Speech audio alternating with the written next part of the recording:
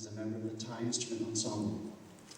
After Patana, Honore took his interest and skills to Yale University in the US, where he graduated as an applied physics and music double major, earning distinction in both areas.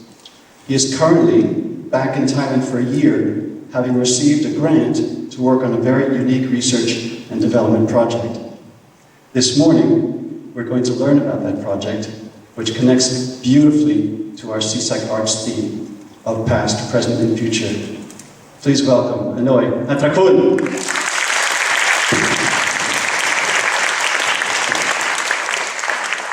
All right, thank you very much, Mr. Bean. Very, very kind introduction. What's up, everybody? My name is Hanoi. I'm really excited to be here to show you some of the work in physics and music that I've been doing. And the first question that I want to ask you guys is, how many of you have heard of this thing called EDM? Hands up if you've heard of EDM before. All right, that thing that kind of goes like, and we kind of want to party. Now, how many of you, however, have heard of this thing called cucumber EDM? Cucumber EDM? Anyone? No? Okay, well let me tell you what cucumber EDM is all about. Cucumber EDM is where you take a bunch of cucumbers and then you kind of connect them to different sounds. So, got some synthesizers there, got some other notes, and then different cucumbers also kind of produce different sounds. So you kind of got the cucumbers that kind of do, the bass, got the hi-hat, snare, that's the hi-hat, snare, crash cymbals, and then you can kind of, put it together into a song. So.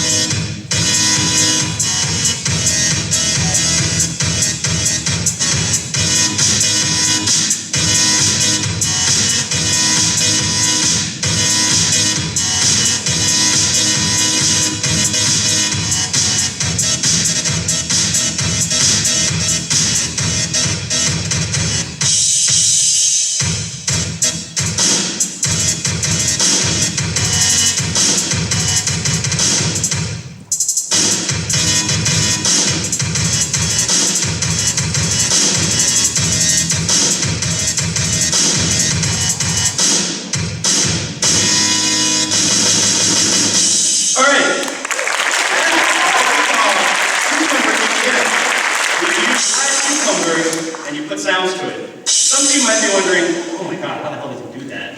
Well, this is how one does cucumber EDM. Let's get back to there we go. Alright, so cucumber EDM. So, that's what we call cucumber EDM. So what's going on inside, you're wondering, whoa, different cucumbers, different sounds. So what's actually going on inside is this really special microcontroller board called the Makey Makey, which is made by a group at MIT that looks something like this. It's a small little board. It's kind of like the microchip in your phones that are in your pockets. But what's special about it is you can connect everyday household items, like your pots, like your pans, like your fruits, and instead of interacting with technology through maybe buttons and screens, you can interact with your technology through things like bananas and, of course, cucumbers. So, this leads nicely on to why I'm here today. So, I'm here to talk to you guys about technology. I love new technology. I'm all about the new gadgets, and I'm sure you guys are too. And as artists, as musicians, we use technology every day. And technology has fundamentally changed our has fundamentally changed the way that we do art. So for example, who of you are musicians in this room? Yes. Definitely know what this is. Yep. If you are an art student, where are all the visual art students in here? All right, some of you might have started using programs like Adobe Photoshop and Illustrator to produce digitally created art. And where are my drama students? Yeah, so in drama, you guys know that light and sound are integral parts of your production, and things like lighting, the technology behind the lighting, plays a really crucial part in heightening tension or highlighting very important parts of a scene in a play. But these are just examples of how we consume technology.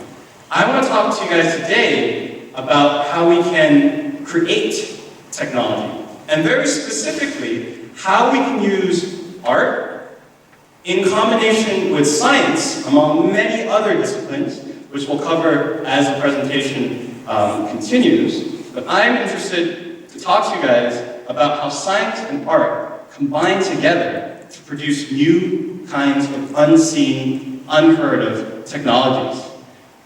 I'm going to be talking about things like robotic operas, and computational art, and modular fiddles, and augmented instruments, things that you might have not heard of before, because they are really at the cutting edge of the intersection of science, art, and technology. So, let's get started. The first project that I want to show you guys is a project that I did at Yale. This was my senior dissertation research called the Surrogate Soundboard, aka the stringless violin. And how many of you guys in here play the violin? Let's have a show of hands. Got some up. I have to be a little bit higher, I can't see. All right, cool. So, the thing is when you watch a live instrument, be it the guitar, the piano, or the violin, and you watch it live, there's the energy of the performance, you see the musician, and everything feels great. But the minute you try to listen to the same recording, maybe it's a recording, maybe you're doing a live stream of a concert somewhere, and you play it back with your speakers, it never really sounds the same, right? So, who here agrees with me that listening to a live instrument never sounds the same as listening to a recording of the instrument through speakers? All right, that is everyone. So I had that same problem too, and that was the problem that I set out to solve with my professors. And that involved, first, understanding how the violin produces its sound.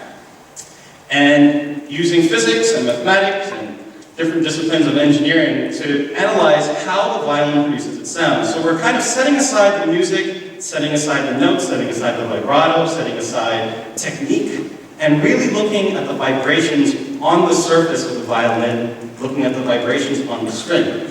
And I'm just going to show you some quick highlights. So the first thing that I did was read existing research on the violin, and this is a really cool video showing you in slow motion what happens when you're bowing on the string of the violin. So you've got this kink that kind of moves backwards and forwards. And then we learned that the plate of the violin actually has very specific, what are called patterns of vibrations that kind of look like that. And then we looked at a bunch of signals, analyzed it. I had to write like a bunch of code, which took a year to do. And then the final product is here.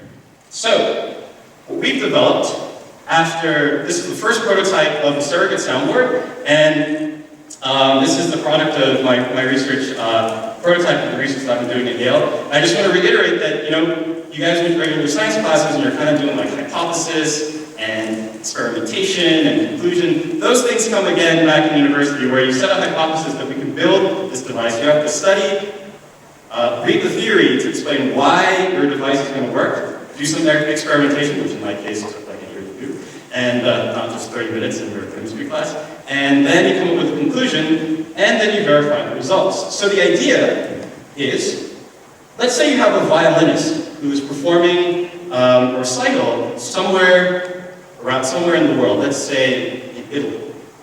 And you really want to see that performance, but you're stuck here in Thailand. Well, usually you might, wait for a recording to come out, or you might tap into like a live stream on YouTube and listen to your headphones. Well, I imagine a future where you can just tap into the violin of the musician that's playing in Italy and have it stream into your own violin sitting in your house. So what we do is we extract the signals, extract the vibrations on the surface of the violin. So we're not talking about putting microphones in different locations. We're talking about taking a sensor and placing it at the bridge of the violin to take out the vibrations on the violin, uploading that to the internet, and then when you're here in Thailand, you can just pick up your smartphone and tap into whatever stream is going on, and then hit play.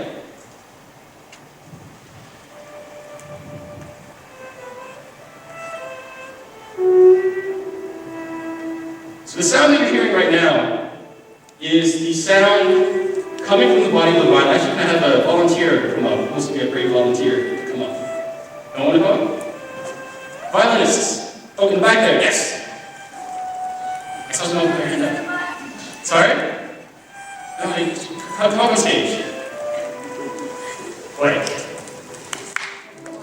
All right, cool.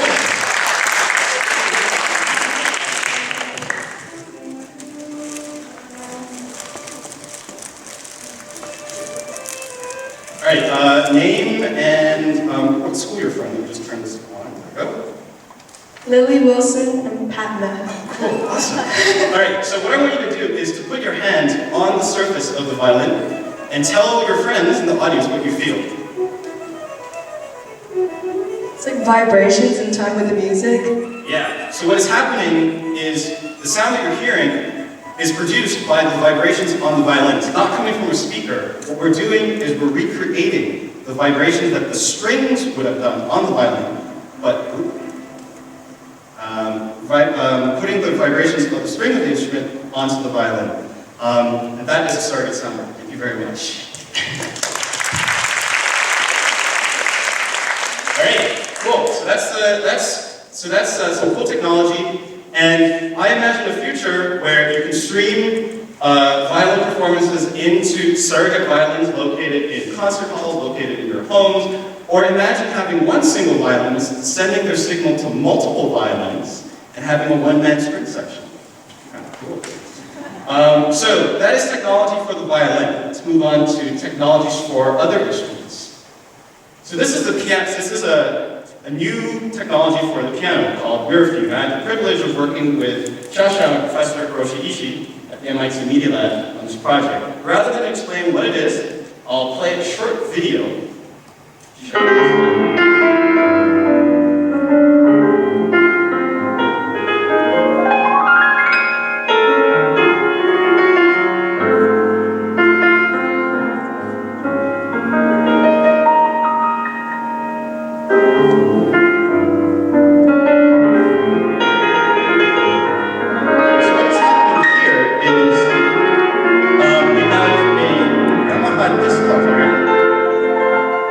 You know the pianos that play themselves are in like boutique hotels that kind of play like Richard Clutterbuck style kind of piano. Except that we have projection mapping on it. So we have a projector that shows the upper body of the pianist and their fingers. And what you can do is you can actually look at how the pianist's fingers move across the keyboard. You can see how they move their body and their fingerings, how they're phrasing each musical phrase. Because as you know, a lot of music is communicated through your body. It's not just the sound of the music, it's how the performer is moving in time with the music that conveys so much of the musical meaning. And using this Mirrorview technology, we can record these musical movements that come from the pianist's body, so that when you experience, and even go up and you can jam along with your favorite, all these big name jazz artists, you can see how they play. And you can see how they move and how they did their fingerings. And by recording musicians in this format, you gain so much more of the musical communication that is lost when you just listen to an audio recording on your headphones. And when I was working with Xiaoxiao, we were interested in ways to use this technology in the context of pedagogy, so for piano teachers, for improvisers, and for composers.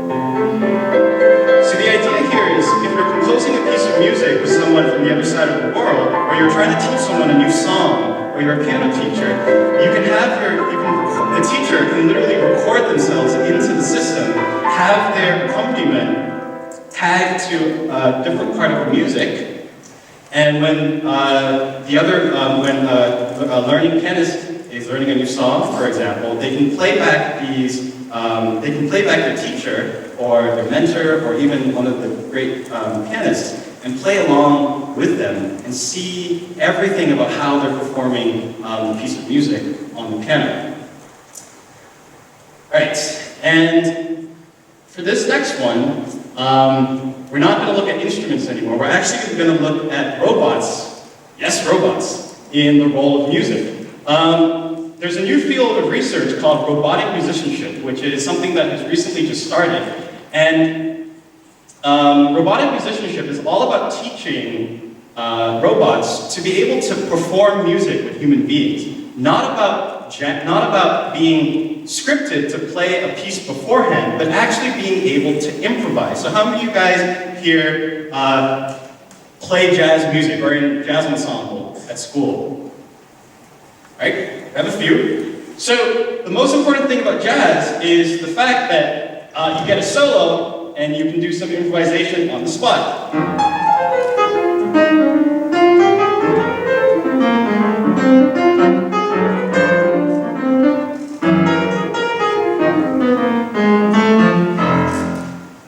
And you can just play music on the spot without having rehearsed it before and improvise. Well, what if we could teach robots how to improvise and create computer algorithms that allow a robot to also make musical decisions and musical phrases spontaneously in the moment based on what their musicians are doing. And this is the work of Shimon, which is the name of a marimba playing robot made by Professor Bill Weinberg at the Georgia Institute of Technology.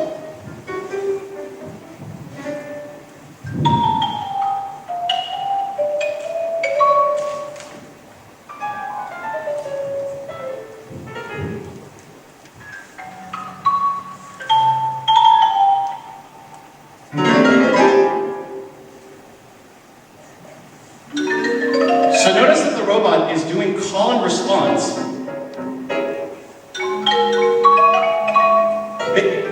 based on what the pianist is playing.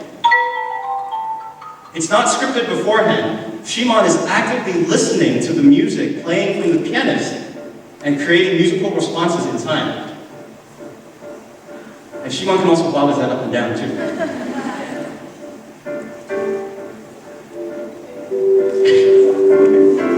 And you see that Shimon is actually bouncing, nodding his head up and down with the beat in time with the music because he has algorithms that are actively listening to the music from the other musicians, drummer, bassist, pianist, and using its computer algorithms to come up with music and improvise based on the chord changes, just like a real musician.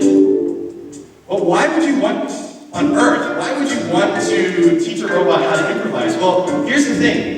If we can teach a robot to improvise jazz music like human beings, we can teach a robot to become a lot more like us, like humans.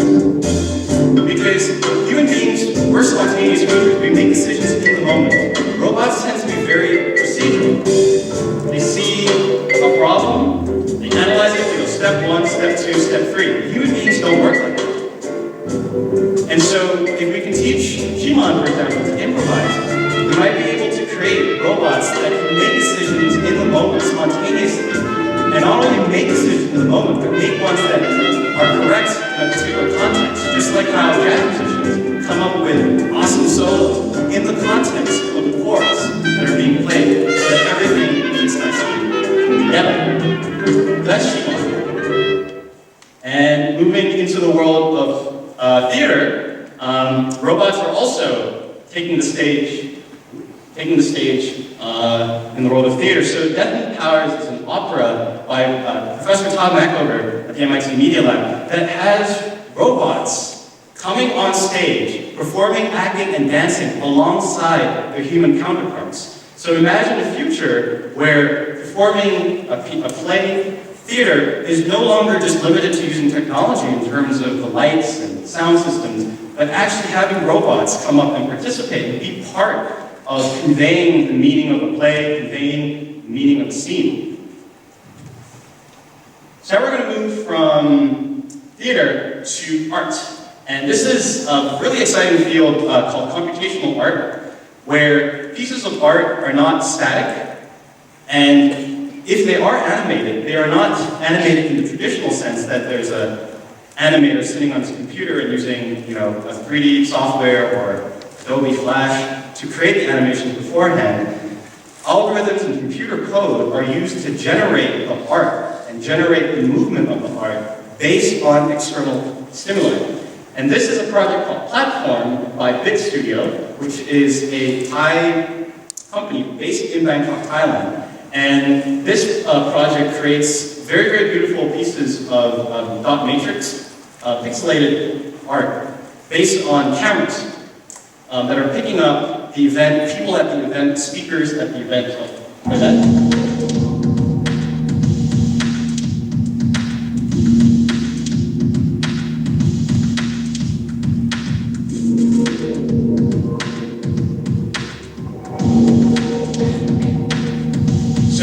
Panels of the matrix art like that are being generated in real time based on computer code that is translating the images from the camera at the front of the stage, using those movements to generate the dot matrix art in the back.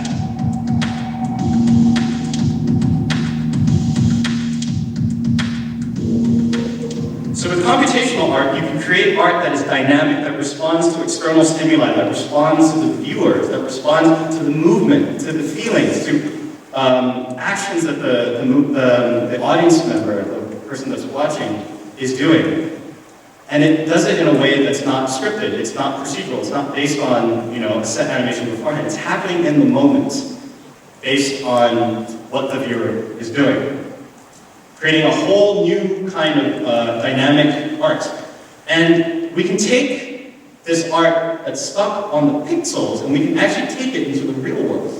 And you can create almost dynamic sculptures. So this is a project called Transform from the Tangible Media Group. I got to work with the Tangible Media Group during one of my summers. And in this video, I also had the chance of composing the original music and score that accompanies this video. So I'll play that for you now.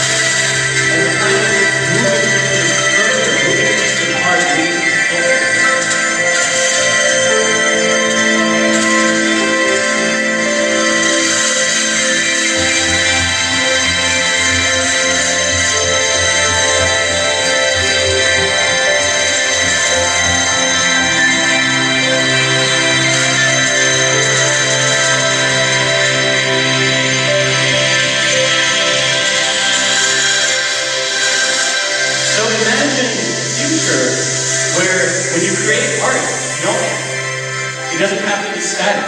You can move on a screen, but not just move on a screen. You can actually have moving sculptures. You have, this is called a shape-shifting display. You have shape-shifting displays that change the shape based on how you tell it.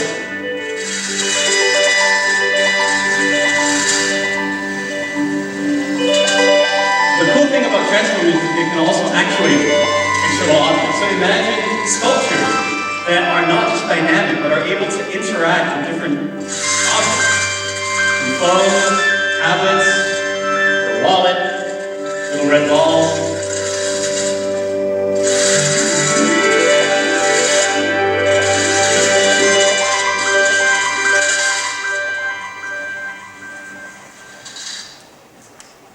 So in these examples, hopefully you see that there's been a beautiful, beautiful integration of so many disciplines beyond just science and arts. We've looked at things like physics, engineering, history, sculpture, theater, composition, design, technology, computer programming, all combined into a new kind of technology. And I really encourage you guys to think about ways that you can combine many different disciplines, many different ideas together. Because really, how many of you enjoy more than one subject at school? That should be everyone in the audience. Great, that's everyone in the audience. All these different subjects, whether it's chemistry, physics, to economics, to history, to business studies, to art, to music, can be combined together and integrated. You should find your own unique ways of combining these different disciplines. And I want to add one more thing, one very important extra ingredient to this mix. There's science, there's art, there's also culture. Science, art, and culture. How can we combine these three things together to create new kinds of technology? And why culture, though? Well, the answer is very simple. Let's kind of turn to the audience. How many of you can speak more than 2 languages? Cool. All right. How many of you can speak 3 languages? Yes. 4? 5? 4. Okay, let's go back to 4. 4? 4? Cool. Hi. So, can you tell me your name, your school, and the 4 languages that you can speak? Yeah, I'm Sarah, and I'm from Patana, and I speak Mandarin, Cantonese, English, and Spanish really badly. Thank you very much. All right, so 4 languages, and you guys are just year 10 and year 11. And how many of you have grown up in more than one country? All right, 2, 3, 4, 5.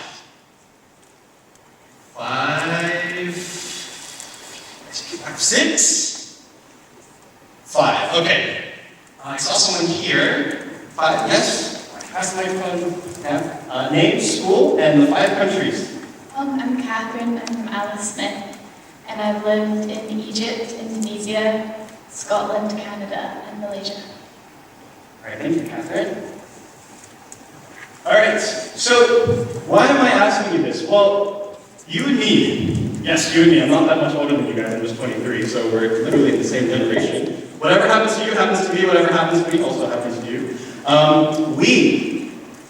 All of us in here, are living in we are the most multilingual, the most multicultural, and the most multidisciplinary generation of students to ever walk the planet of this earth.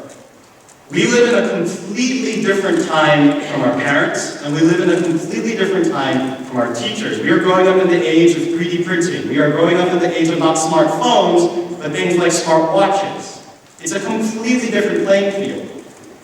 And you should constantly be thinking about how science, how art, science, technology, physics, engineering, music, theater, all these different disciplines, combined with your own unique cultural experiences, different languages, the different countries that you've grown up in, different cultures that you've been exposed to, how these can all combine together. And so, this is what I've been working on. Taking all these ideas that I've shown you and combining it in the context of musical instruments from Southeast Asia. And the project that I've been working on is called fiddling, which is a combination of the word fiddle and modular. It's a modular fiddle system that allows you to interchange the heads, the resonating chambers of each, and change it to become the resonating chamber from each country in Southeast Asia, East Asia, and the Middle East. I've some of these instruments before, and for those of you who have signed up for the workshop with Butodo, Thai music, old and new, you guys are in for a treat because you'll be getting to play the instrument there on the left called the Sa'u. That instrument there is a salah from the north of Thailand, which I have right here, which you can actually pass along. Some of you might be familiar with the erhu on the left. There's also the bayanhu, which is third there. These instruments are traditionally permanently bonded. So each of the components, the strings, the resonating chambers, the shaft, all permanently bonded using glue. But I redesigned it. I redesigned the fiddle mechanisms and how it's put together so that you can change the resonating heads very easily by starting from the left there, taking off the strings, taking off the shaft, placing the chamber, and putting everything back together. So everything is easy as literally just saying, today I want to play the Vietnamese dan ho. I just put it on there. That's my first fiddle. And then today I'm kind of feeling the Chinese erhu. Well, I can just take the dan ho off and then put the erhu onto it and play the erhu, or have a smaller resonating chamber here, put that on and play that instrument, because each of these chambers are made from different materials. This one has a snake skin top, this one has a lizard skin top. They have different shapes, different sizes, which all contribute to different sounds. But the great thing about Fiddler is it puts all these different chambers, all these different resonating chambers into one unified system. Think of it like lenses on your camera. Changing resonating chambers on such a system is now just as easy as changing the lenses on your camera, with each lens, 35mm, 50mm, 75mm zoom lens, having a different characteristic, a different image. Likewise, you have different sounds. And currently, it sounds a little bit like this. So for those of you who will be learning the song later on today, you get a little...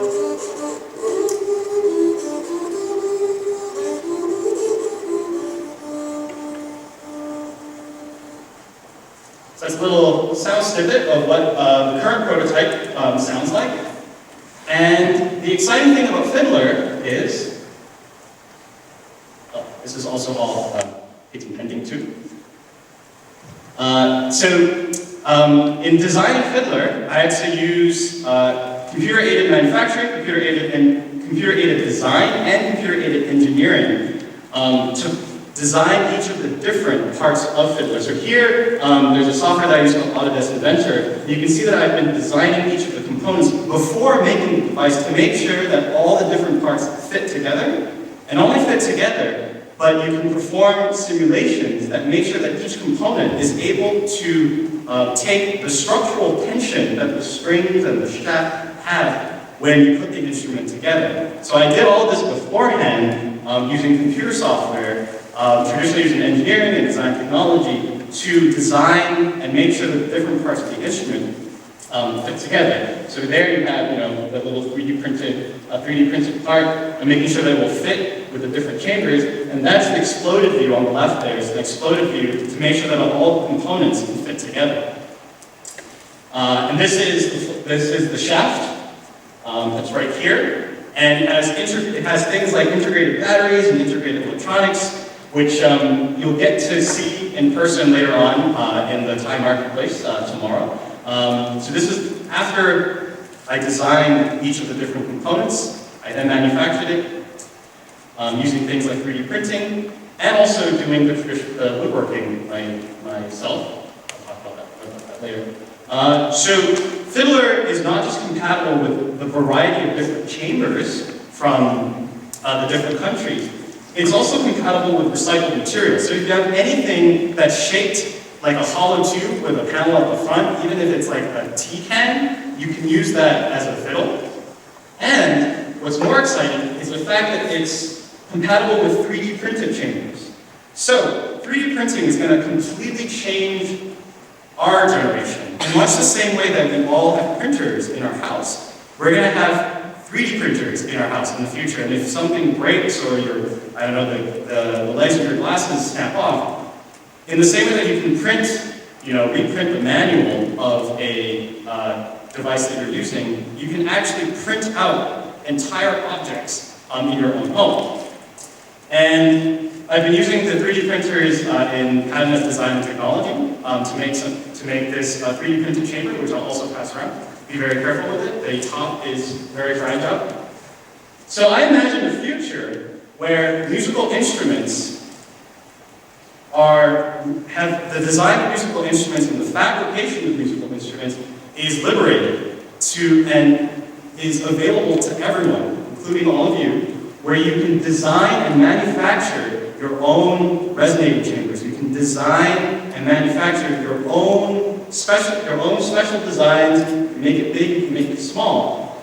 And think of ways to take centuries of musical making tradition that each country has in Thailand, and Vietnam, and China. Thinking of ways that we can keep this beautiful tradition, but then think of ways that we can combine it with technologies of the future, like 3D printing. Mixing past and the new together. And this project wouldn't have been possible without a man named Naike Taikam, who is an instrument maker. He makes the salah, the instrument that's being passed around, in the north of Thailand. And he was my teacher and taught me all the traditional woodworking methods, from using a carpenter's lathe. It's that thing there that spins the wood, and you put a little chisel, and you chisel the wood into the shaft and the shape that you want. If you're wondering where, and he's based in Natai, Payao, which, those of you who are not too familiar, it's there up in the north there in Payao province, and Bangkok is there in the middle. And Unge taught me how to do every step, literally every step of the instrument making process, from putting the coconuts together like that, and then tying all the different parts together, polishing the coconuts. Sometimes when you open fresh coconuts that have been kind of sitting out for a long time, the scorpions live in there, so like you have to deal with the scorpions that kind of come out, which is always exciting. And then, polishing the coconuts, making sure that they get into shape and are able to resonate. And this journey of making these fiddles and finding ways to combine traditional musical instruments with future technologies like 3D printing, using computer-aided engineering in the process, tapping into physics, mechanical engineering, electrical engineering in the process, has also put me in touch with, serendipitously put me in touch with so many fascinating people, instrument makers in different countries. This is Mr. Chua in Hanoi, Vietnam, who is also an instrument maker. And he explained through one of my friends who translated how the Vietnamese danko is put together. On the left there you have Mr. Ru Chong Sun. He's from Seoul, South Korea, who makes the Korean haegum. And I had an opportunity to spend an afternoon with him learning how he makes the traditional haegum fiddle. Of course, at Patana, I wouldn't have been able to make fiddler without Mr. Bean, Mr. Larkin, Mr. Alan Davies. These are people that you'll be meeting during the next 3 days who help coordinate and make this project possible. And some of the projects that I showed you today, like the surrogate soundboard, I worked with Professor Roman Kutz, Larry Weiland, and Konrad Kaczmarek at Yale University. And a lot of the projects from MIT, I worked with Professor Oshiishi, Chacha, and Dr. Mitzoran. And the important thing, the reason that I'm showing you all these different names from all these different people, all these different names, is because for the next 3 days, you have students and teachers from all across Southeast Asia located in one space, located under one roof. Really take advantage of that. Take advantage of each of your passions, get to know each other, find connections between not just people, not just between teachers and among students and yourself, make connections between disciplines. Each of you have a unique set of subjects and passions that you have. Find connections between them. Make connections between different cultures. Make connections between different religions and different kinds of thinking. It's really important, especially in our generation, that we understand different viewpoints, understand different cultures, so that we can all live together peacefully. And make connections between different generations. Connect the old with the present. Connect the present with the future.